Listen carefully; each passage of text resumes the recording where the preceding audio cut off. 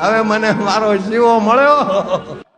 मुझे इस परंपरा को देखते हुए केवल एक राजा याद आता है जिसमें यह सब कुछ था, और उस राजा का नाम छत्रपति शिवाजी महाराज।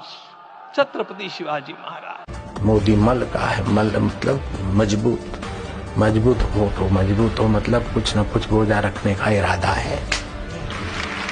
હું પૂજ્ય બાપુના ચરણોમાં નતમસ્તક થઈને કહું છું કે આપના આશીર્વાદમાં સામર્થ્ય છે, આપની પ્રેરણામાં સામર્થ્ય છે।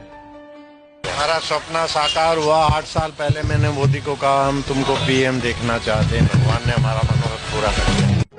मेरा अवसर सौभाग्य रहा है कि जीवन में जब कोई नहीं जानता था, उस समय से बापू के आशीर्वाद मुझे मिलते रहे हैं, स्नेह मिलता रहा है, आज भी उतना ही स्नेह मिल रहा है। ओम नमो भगवते वासुदेवाय।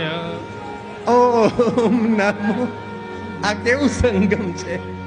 धर्म सत्ता राज सत्ता जયારે મળે ને તો પ્રજાનો બેડો પાર થઈ ગયો। સમજો હું કેદું ન કહેતો ભાઈ, કેદું ન કહેતો, પણ હવે મને મારો શિવો મળ્યો। સમર્થ રામદાસના વચન।